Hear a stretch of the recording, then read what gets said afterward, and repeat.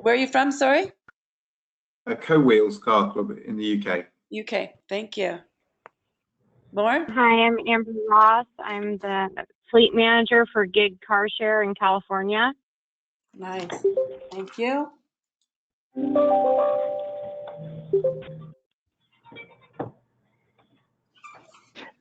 Valentino Sevino, Environment Mobility Agency, City of Milan.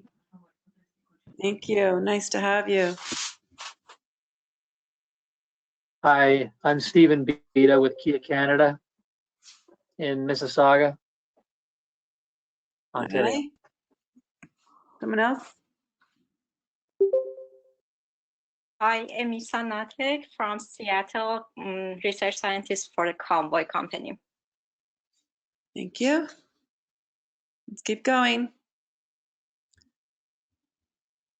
For those who just joined, we're just introducing ourselves as more people come on. My name is Eric. I'm the fleet manager at Ithaca Carshare in Ithaca, New York. Hi, Eric. Hello, my name is András. I work for the Transport Center of Budapest, Hungary. Budapest. Welcome.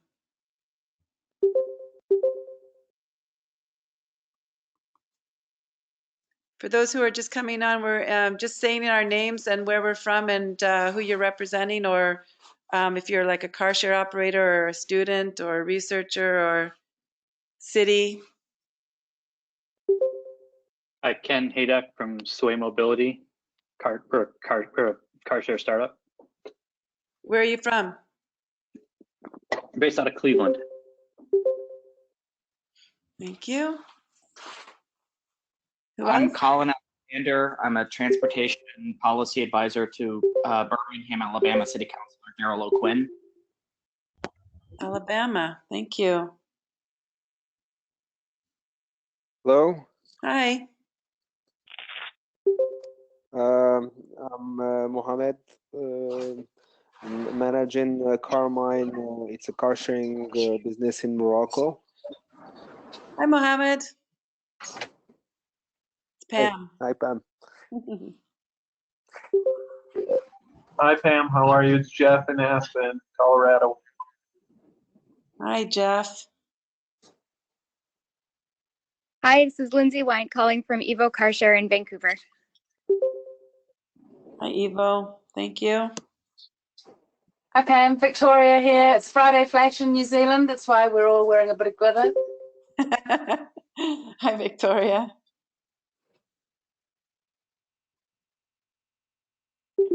Hi, Pam. It's Tom Gray down in Florida. It gets in it. We've been talking a few times.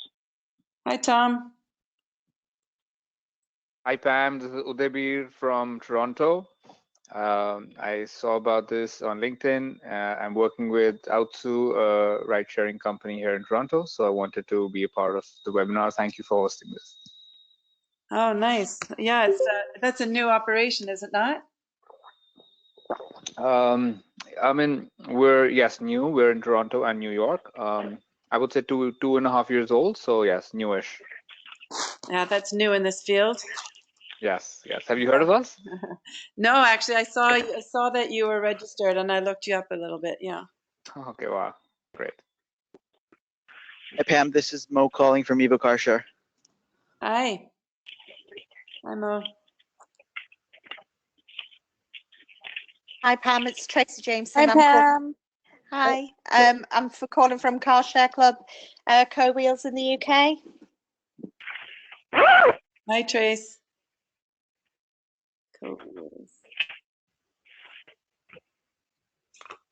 Melika, were you on?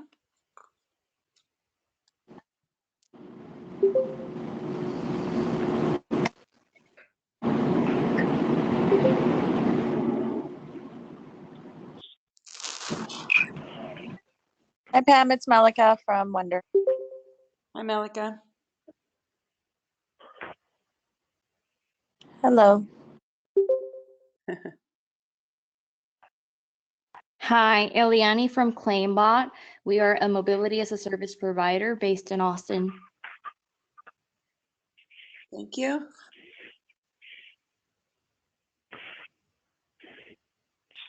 Okay, others who haven't introduced who want to step up? Richard Gaspar, Evo Carshare. Hello, everybody. Hi. Evo is well represented. Hi, Pam. Go ahead. Hi, Pam. This is Katie from Zoology in Madison, Wisconsin. We're a tech company with a small electric car share. Hi, Katie. Hello, everyone. This is Nico Marchand from Inverse, shared mobility tech provider based here in Vancouver. Hi, Nico. Hi, Pam. This is Ben Carter from City Hop again. I'm sorry, could you repeat that? Hi, Pam. It's Ben Carter from City Hop. Oh, hi, Ben. Okay, so it's 5:05. So what we were doing just then is just introducing ourselves as people were coming and waiting. We were waiting for people. My name is Pam Cooley, and I am the executive director of the CSA Carsharing Association. We're a global organization, and we've had up to 19 different countries involved with the association. We are a member-based organization and not-for-profit, and our intention and our goal and our mission is to enhance the growth of car sharing worldwide. And so we have, let's see, I'm trying to get my screen to change. It's not doing that. Okay. Oh, there we go. So, we have our resource library that is full of, bylaws and street designs and different other things that policies and resources that car sharing operators and our members can use. We have educational webinars from time to time, although we've been using our time now for discussions such as this. Our members are mostly car share operators, although we do have affiliate members that represent cities, private sector, tech, consultants, and I encourage cities to become members because then they can find out really what a great partnership it is to have an organization, a car share organization company in your cities. Okay, I'm trying to now. Why isn't this doing that?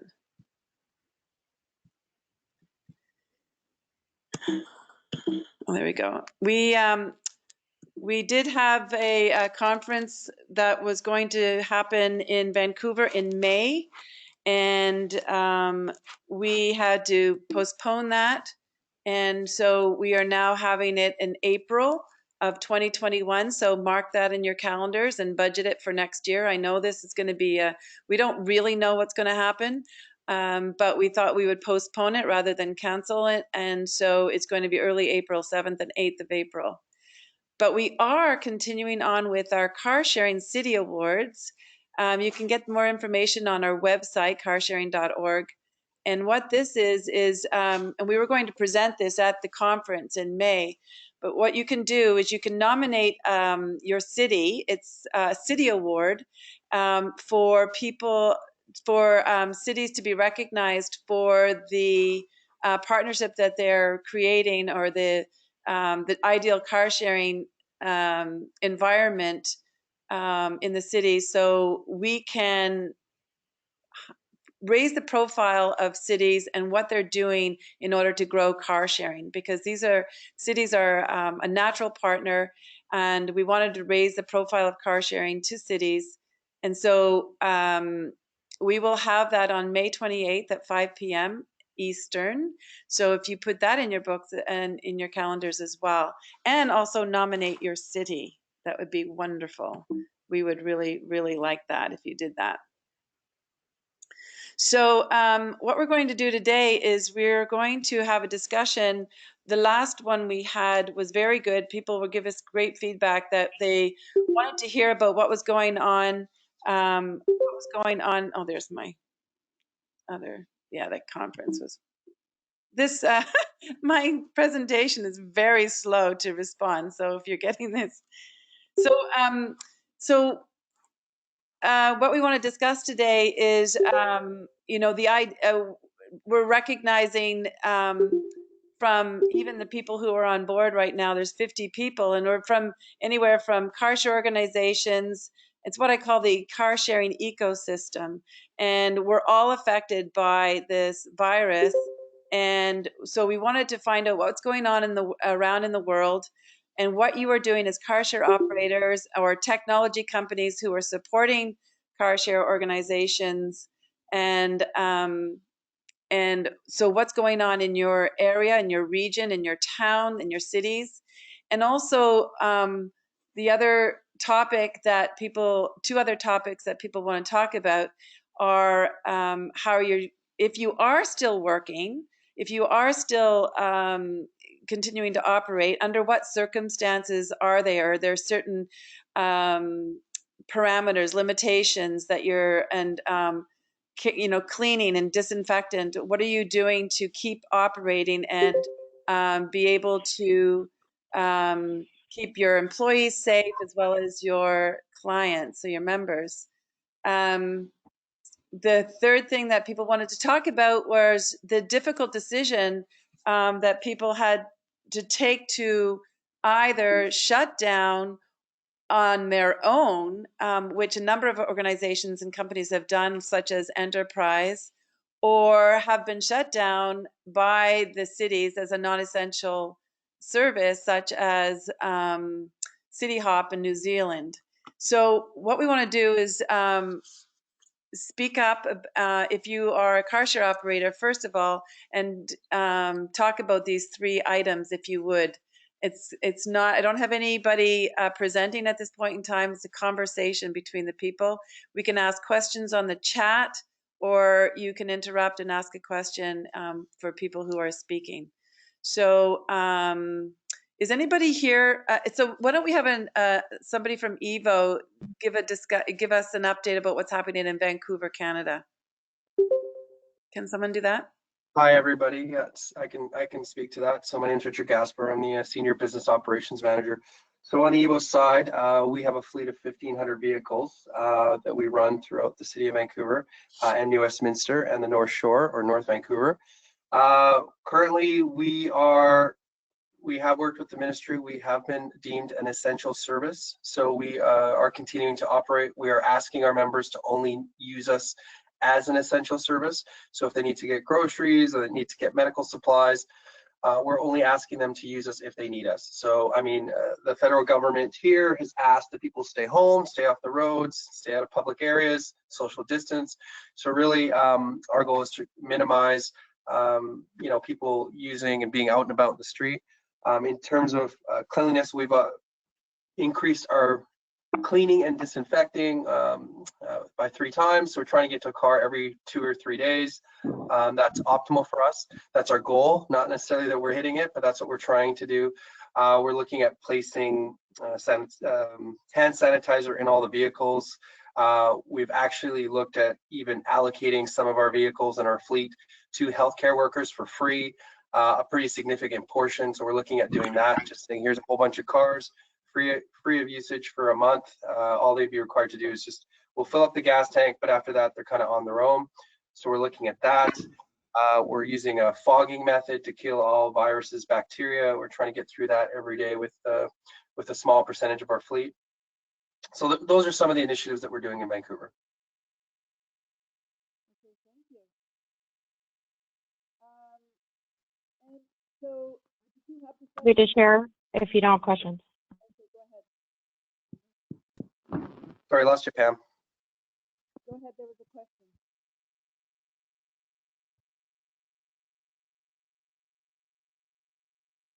Pam, you're hard to hear. Oh, I'm sorry. We have a question on the chat. What is fogging? Fogging is basically using a little electrostatic method to spray a mist. It's using a chlorine dioxide solution to clean the interior of the vehicle. So what's good about fogging is instead of wiping everything down, it actually gets into all the nooks and crannies within the vehicle. So it spreads a chlorine dioxide solution that kills all bacteria. And you need to leave the vehicle out of service for about 20 to 30 minutes because there's a chlorine smell to the vehicle, but it's very effective at killing viruses, bacteria, and getting into all those nooks and crannies.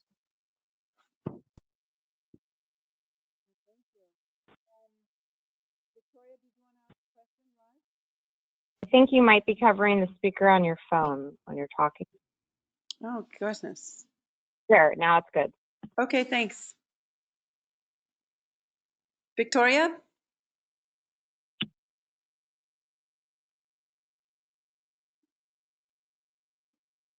So I see the question in the chat. I can just speak Okay, to thanks. it. We're using an external vendor to actually do this for us. You do have to be approved to handle the chemical, and so our internal team is not doing this. We're using it through an outside vendor.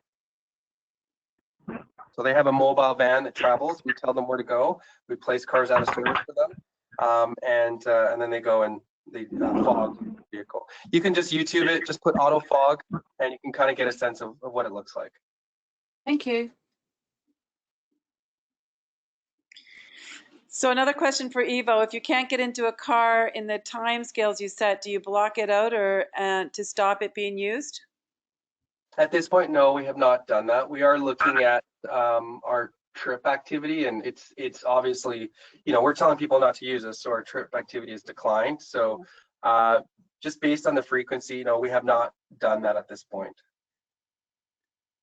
But we are looking at actually reducing our fleet overall. One is by allocating cars to healthcare workers, and the secondary would just be looking at what our trip activity is. So we can do more claims per vehicle, as opposed to spreading it out across a greater fleet size. Have you, when people use the cars, do you have them sign off on anything for insurance purposes, or basically saying you're not responsible if they get the virus? No, we haven't implemented anything like that. Curious to see if anybody else has. We have, yeah. Amber, you're next. Hello there. So I am the fleet manager in Sacramento, California for a company called Gig Car Share, and we are associated with AAA in Northern California. They are our parent company. Here in Sacramento, we have 260 electric cars. They're all Chevy Bolts. And we also have 500 cars in the Bay Area that are hybrids. As a company, we did shut down for 2 days to do a full sweep clean of our fleet. We were able to get through all of these vehicles and put them back on grid, available for members. We have increased our cleaning also to once per week guaranteed, and that is a steam clean inside and out. We also use a similar process as Evo was talking about. Ours are called ozone machines. I don't know if that's the same thing, where it puts a mist of chlorine. We do not do that now every week. We do that as needed. In addition to the weekly steam cleaning inside and out, we also have our cleaners do a disinfectant, one of the approved CDC disinfectants on all the touch points of the car. So they have a checklist that they have to go through. In addition to that weekly cleaning, our internal fleet technicians who go around and do other things with the vehicles are also disinfecting every car they get into, as well as when we're rebalancing the cars, which is moving them from one location to another, or if we're charging the car, we're also disinfecting. So as of right now, our utilization has decreased quite a bit. We're not seeing even a fraction of the business we used to, since people are only using it when they need to for essential trips. So we're seeing right now that we're cleaning cars 2 or 3 times, and no one's even been in the car yet. So that's kind of our process as of right now. Oh, we're also putting hand sanitizer in the vehicles. I have a Chevy 2,000 bottles coming, so we'll just be leaving a couple of those in the vehicle at all times. And then we also have done some marketing to be able to address like how people can keep themselves safe and some tips. And then also if anyone lets us know that they have contracted the virus, we are going back 14 days, taking every car that they have touched off grid, leaving it in quarantine for an additional 10 days, and then cleaning it, disinfecting it, and then returning it to grid, and contacting all the members who have been in that car since to let them know that there's a possible exposure. Amber, can I just ask a quick question? I know that Sacramento and Northern California is still thinking of micromobility as an essential business. I'm assuming they're doing that the same for you guys, where they're saying it's an essential business? That's correct, yes. Okay, thank you.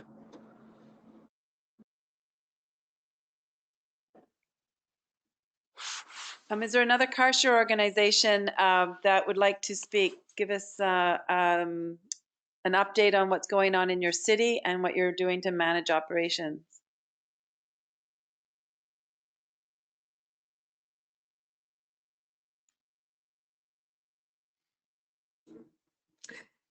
I can go. It's Jennifer Dotson with Ithaca Carshare. Hey, Pam. Hi. Hi, Jennifer. Hi. Yes, so we are we're within New York State. So even though our situation is quite different from New York City, we're under this New York State regulations, and we are, as a for-hire vehicle, an essential service. So we're continuing to operate. However, we have a fleet of 30, and we cut that in half and started disinfecting all the touch surfaces every day. We have now actually cut that to only the cars that have been used, because it seemed duplicative to just go in and clean a car that hadn't actually been used. Our usage has dropped. Probably it's something like 10% of what it had been. We're also a university town, and the entire university population pretty much is gone. So our population is significantly down. Things that we are doing different from changes in operations. Oh, one other thing we did do immediately when basically the shelter-in-place order went into effect was we switched from online bookings to call-in bookings, because we really wanted users to have an additional reminder that they should not be traveling for purposes. Other work that we've been doing is we've been working with our transit service and a group of transportation, a collaboration locally to strategize and brainstorm smart transportation resources for people going for testing at drive-through sites who may not have access to a vehicle. And then going forward, any non-emergency, either transportation or transportation replacement, meaning getting into the delivery question for people who are then positive, and not so fully recovered they're no longer communicable. So we're participating a lot in that strategy right now.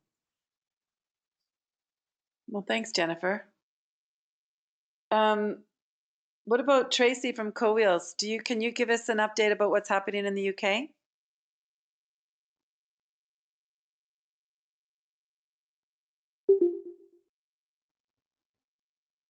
Tracy, are you there? Co-Wheels?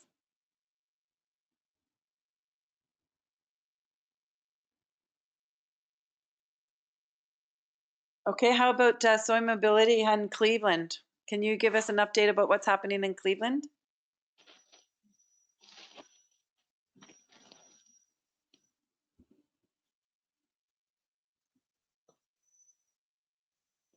Hi, this is Ken from Soy Mobility. Yeah, sorry. So we were just getting operations off the ground, and perfect timing, right? For a startup. But yeah, we have basically ceased operations. Okay. Mostly because we don't have a lot of fail-safe measures in place because of how early stage we are. That's gonna, it's gonna be very difficult for startups right now. It's difficult in normal circumstances, let alone in a circumstance like this. So, keep in touch with us and let us know what's going on with you and the association. We want to keep track, and to that end, we also have what's called a mapping project on our website. And so we want people to check and see if your organization is on there, and if it's not, to let me know, and we'll get you up there. Great. Yeah. I mean, we intend to, pick things back up as early as possible. But yeah, definitely. Thank you. No, yeah. Let us know if we can do anything for you. What's happening in Seattle? Who's there from Seattle? I forget. I'm sorry, you didn't get your name.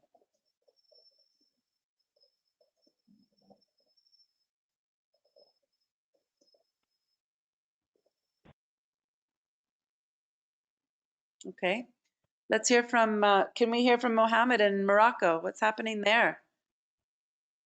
Mohammed, are you there? Yes, Pam, I'm here. As I mentioned, actually we are also in the same stage as the previous person that spoke before me. We have a small fleet, like we're at 20 cars right now. So here, what's we are actually there is no status about if we need to shut down or we can be operational. So we are operating right now because we are the only car sharing operators here in Morocco. So what we did is same thing. We infected all the cars. We took like a third party to do that for us, using the same technology by fogging. And then we have like really rare reservations. Like we went from 40, 50 reservations per day to 5, 6 reservations. So right now what we are thinking about is what is the best commercial offer that we can have to our members right now at this period. So I'm actually wondering what the others did to keep the service like attracting the users actually. So your question is again? My question is, are there any commercial offers that's worked during this period, during this crisis? Like because like the cars are underused, and so people use it only when it's really needed. But how can we encourage some of maybe sleeping members that don't consider using the car sharing service, and right now at these circumstances will use it to go do groceries with, or maybe use it for emergency or whatever? Well, are you in contact with your city and their COVID response kind of activities? Because I know that there are there's some cities that are actually talking about different transportation opportunities for people and are including car sharing in some of those. So I think we have a question from Atsu Rideshare in Toronto, from Adublir. Odivir, yes, it's me. It's not the easiest name to pronounce, Pam. Don't worry. Hi, everyone. First, I would just quickly like to respond to the previous question that was posed here. I'm from Toronto. We are Outsu, a ride-sharing company. We have a fleet of cars that we lease out to ride-sharing drivers only. We are platform agnostic, so a little different from car sharing in the sense that we're B2B. I can speak to a few measures that we are taking to entice and encourage our driver base to come out. A few of them are Uber Eats, for example. So as we have seen a reduction in ride sharing, the demand for ride sharing has fallen down, but for food deliveries and grocery deliveries, it's actually gone up. So we are, indirectly, we are also directing our drivers to, those alternate rides as well. As in addition to this, as part of our business model, we are drivers have to refuel and so on. So the gas since the gas prices have gone down significantly, we are also currently reworking our pricing model to kind of make it to reflect the latest changes in the gas prices, to kind of make it a little more attractive for drivers to come out, and so on. Yeah, I had a question. So this is a few things that we're thinking of, and we've also done so far.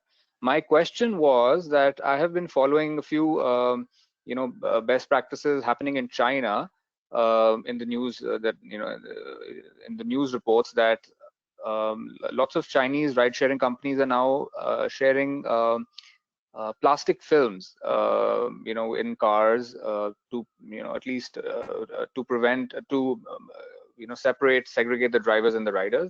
Is anybody here, any of the companies here, thinking of doing something like this as a measure as well? What are your thoughts about it, if any at all? And I've shared the link in the question as well. Thank you.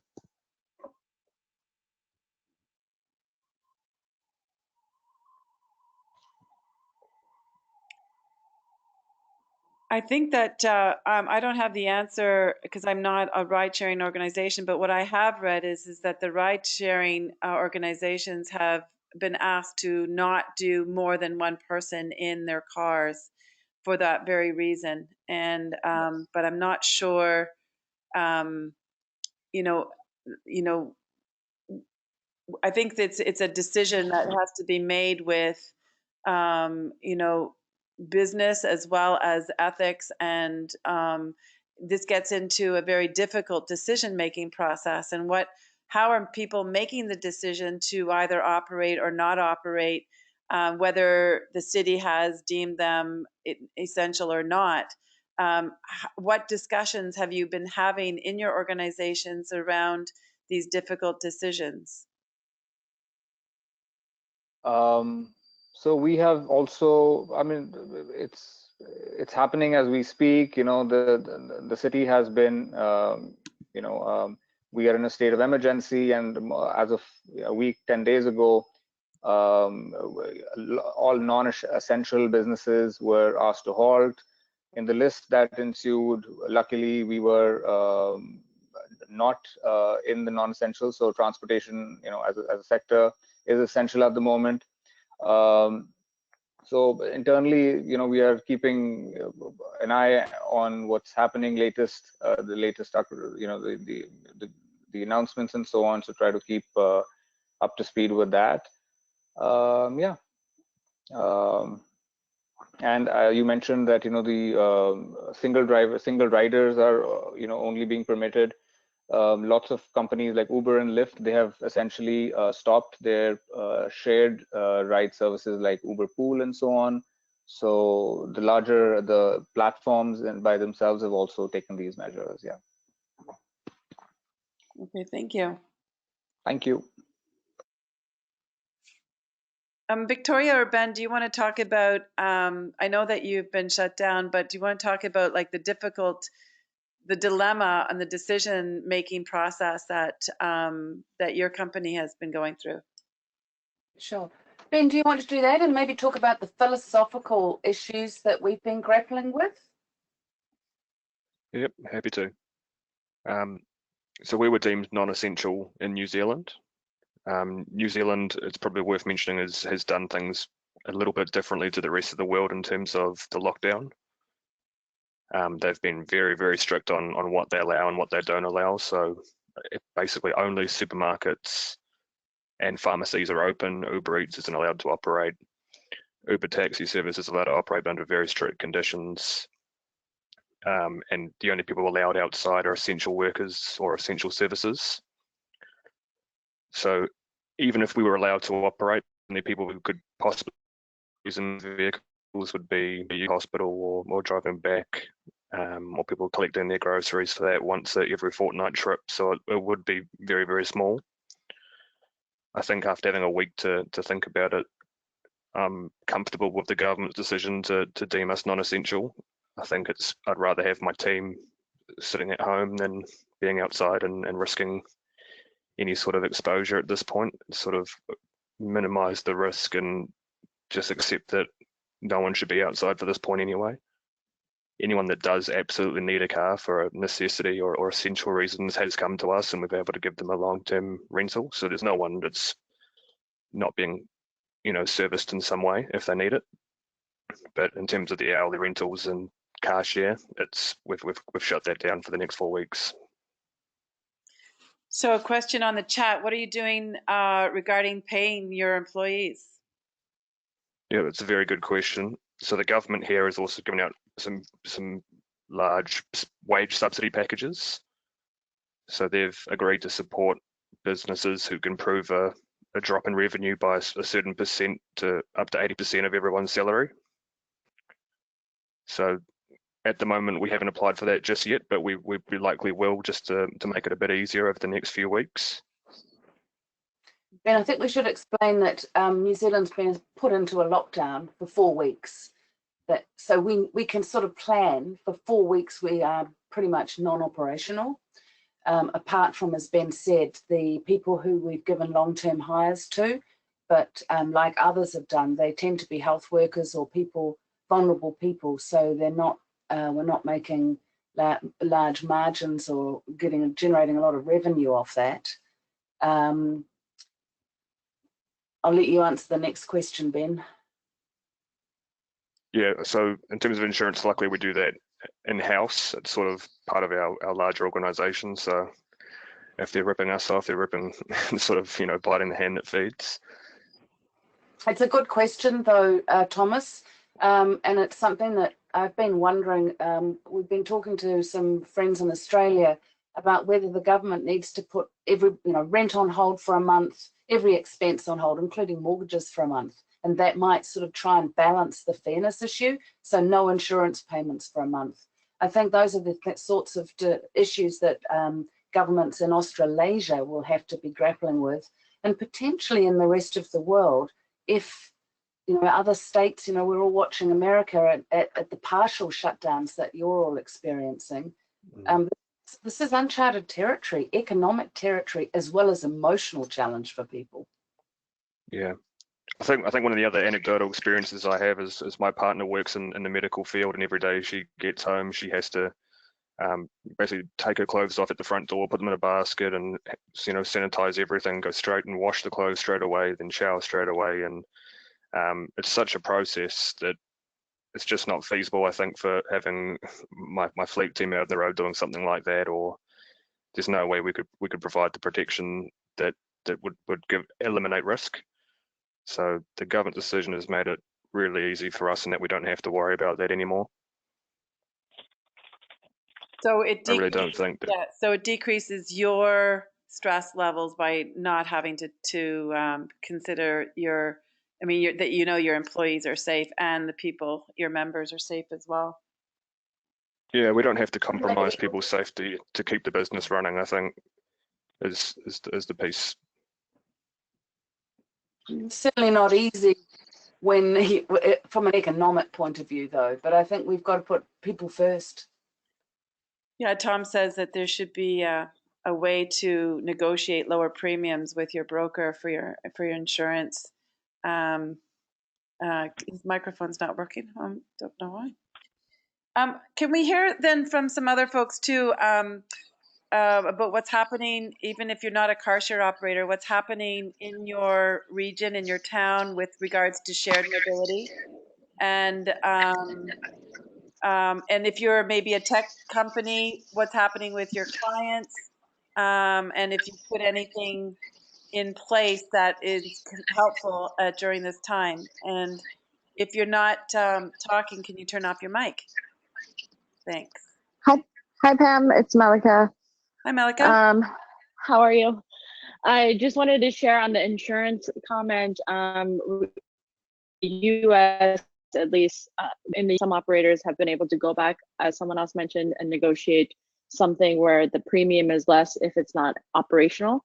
So it's kind of similarly if you had your own personal vehicle and you're not utilizing it and it's in a garage, then the premium goes significantly down because you don't need all of the things that you would typically need, like collision and other things. So maybe something to consider, and go back to your insurance brokers and see if that might be an option.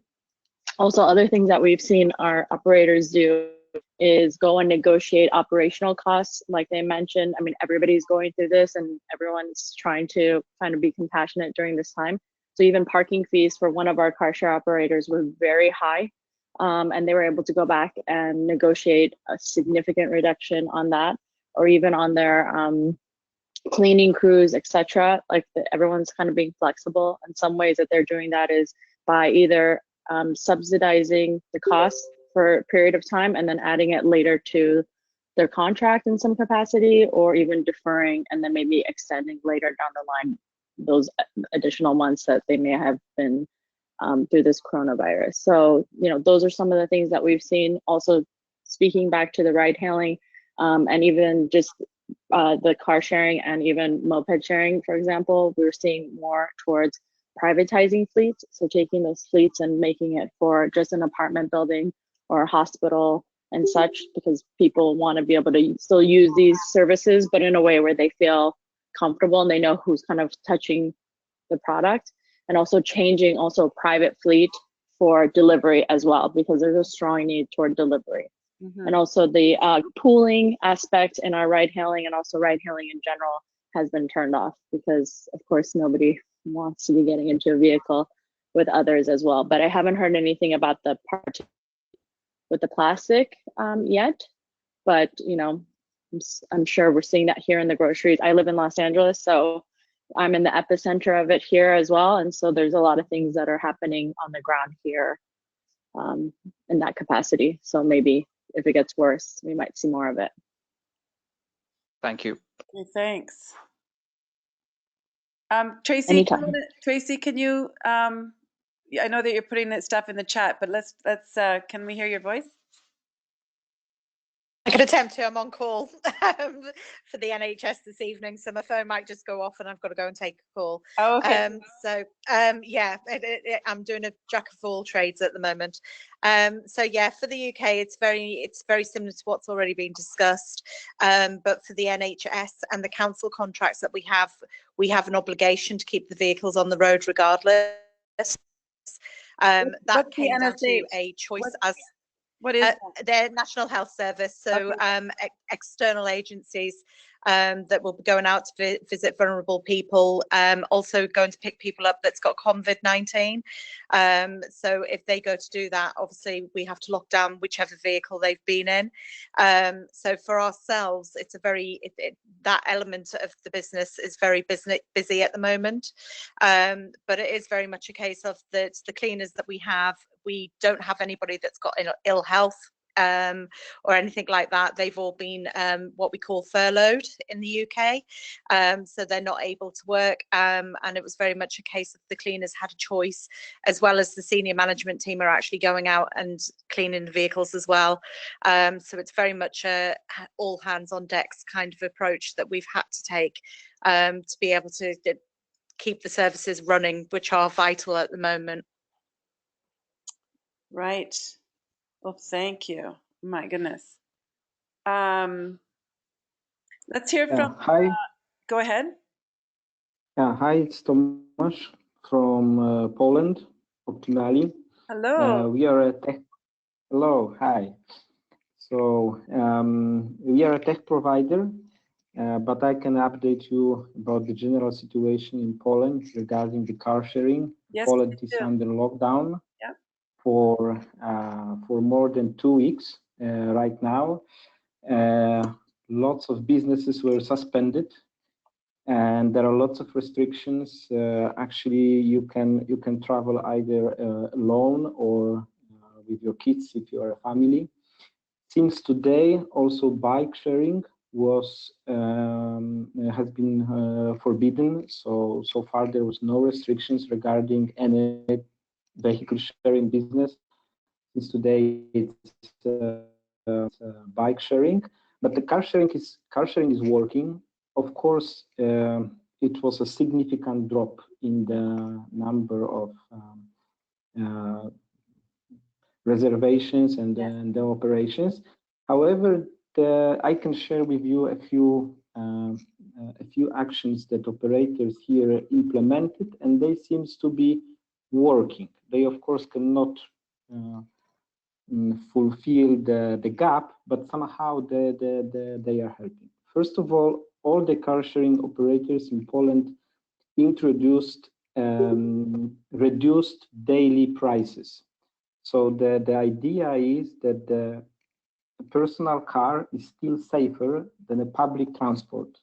So if you have an essential travel and you need to make this travel, it would be safer to take a personal car than the public transportation. So to make it possible, they reduced the prices for not a minute, not a half an hour, not an hour, but they introduced a very low daily prices. It also means less operations on their side, less cleaning, reduced the occasion to transfer the virus. Some of them introduced also call-in service. So not only you can reserve the car not only via the application, but also you can call to the operator and ask that they would bring the car in front of your house. Okay. Yeah, and it seems to be working. Some of them also introduced new B2B offers and started cooperation with the logistic companies. And next to logistic companies, they offered the cars for the small businesses. You know, lots of businesses are shut down, but they moved to the online sales, but they don't have delivery vehicles. So the car sharing operators prepare special offers for small businesses so that they can take these cars and use them for a few days to deliver their goods. And it seems also to be working to some extent. Some of the car sharing operators introduced also a direct service for shopping. So you can call them and ask, I need my grocery, or I need my something, and they would just bring your stuff, your shopping to you. Yeah. Finally, all of them, they cooperate with non-governmental agencies for kind of social actions or the charity actions to help older people with the shopping, or to bring some food to health workers, and so on. So I can see that they are really trying to use it to be still visible, to be in the social media, and helping with the deliveries for the older people and the health workers who has to stay in the hospital, and so on. So these are more or less these four, I would say, 4 areas of the activity. Well, we as a tech provider, we help the operators to optimize their daily operations. Of course, if during this time there is not that much to optimize, like relocations and so on, so we also reduced our activity to helping them just to in an optimal way distribute to the cars according to the tickets they are getting and so on. But this is also like very reduced in comparison to normal. Well, thank you. We have Valentino from Milan.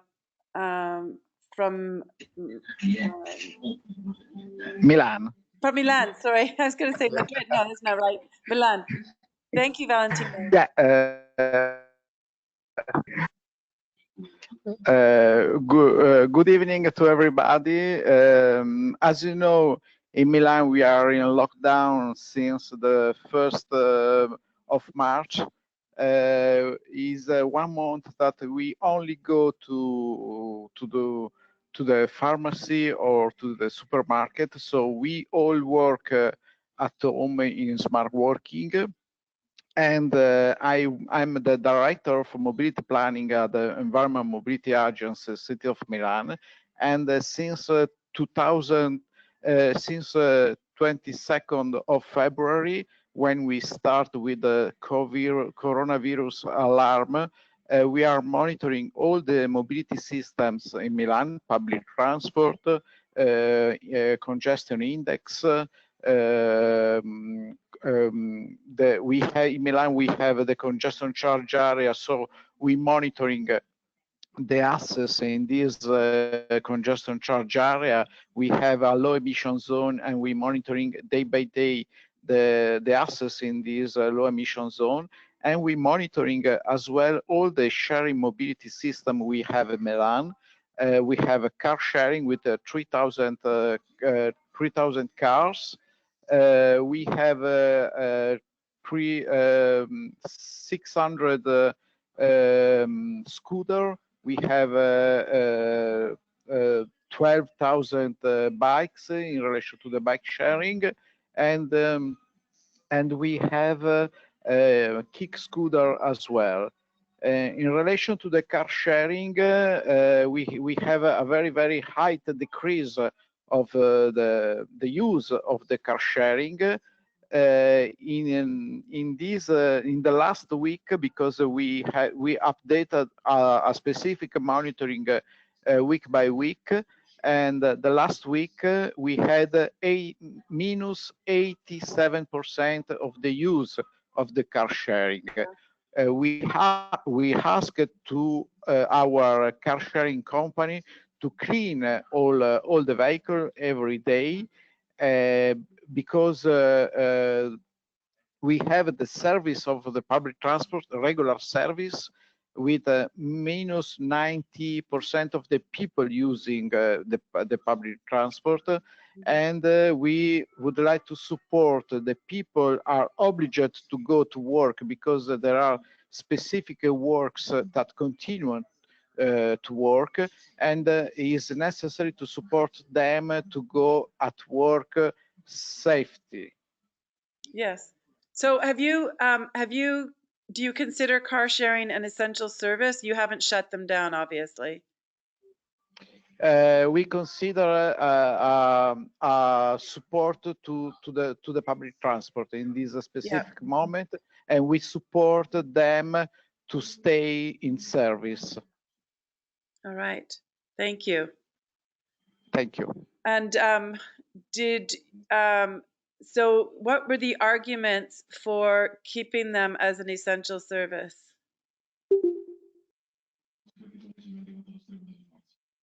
Valentino. Sorry, can you repeat, please? Yeah, what decision, like what decision, how did you make that decision to continue car sharing as an essential service? Why was that important to do? Is important in order to support those workers in this specific moment, and we are now to define the post coronavirus alarm, because probably when we finish our lockdown at the end of April, it will be difficulty to come back as we was before. Probably we don't use the public transport immediately. Probably we prefer to use car sharing in reference to the public transport. Okay, thank you. Thank you. It was great to hear from you. I'm glad that you're on. Thank you. Jesse Halfon, you were on last time, and you were thinking about, the decision-making process, but also from a legal perspective. Can you give us a little bit of information or things to think about? Sure. I mean, I'll speak obviously mostly from a U.S. legal perspective. Yeah. I don't know. I mean, most of I think most of the emergency orders are pretty accessible publicly, and most of the ones in the United States have a pretty large carve out for transportation pretty much just generally. And so, I mean, I guess that could be open to interpretation, but I think most ride share, car share, scooter share are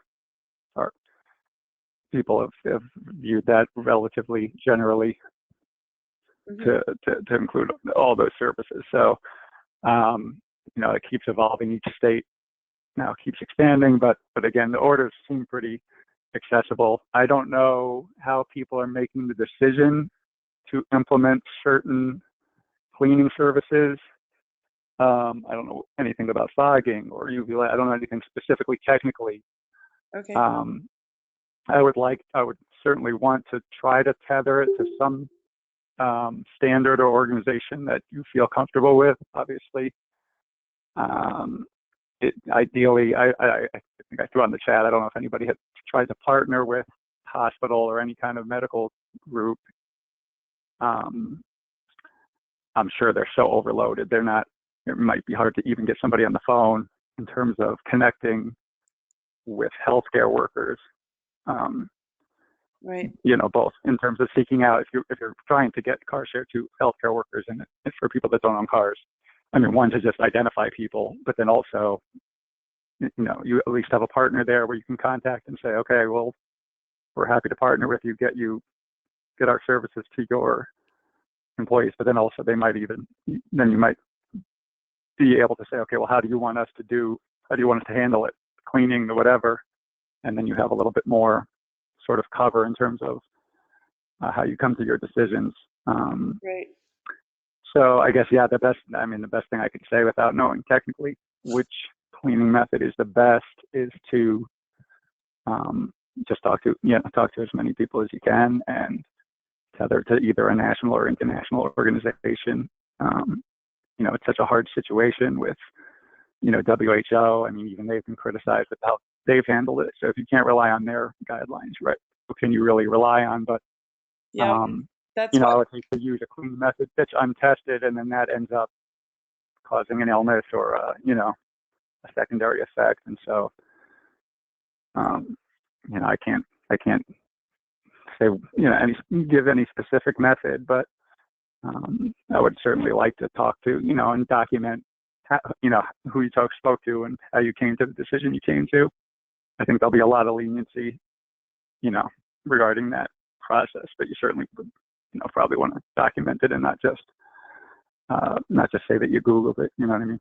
Yeah. Right. Okay. So we're coming to the end. Thank you, everybody who spoke up, and a very lively chat going on. I want to just mention that we are a member organization, and we have a special offer to become a member this year only, and it's basically 50% off if you have under cars, 500, over 100 cars, 1,000, and internationally 3,000. If you operate internationally, it's $3,000. And if you are not a car share operator, but you're part of the ecosystem, what I call the car sharing ecosystem, you can also become an affiliate member and support this industry as we go forward. I actually, you know, I'm a type of person who goes, okay, yes, this is absolutely horrific. And during this crisis, can we think about what the opportunity is for shared mobility, for car sharing, for the future of our cities, and from an environmental point of view, from equality point of view, as well as making money and keeping our organizations strong.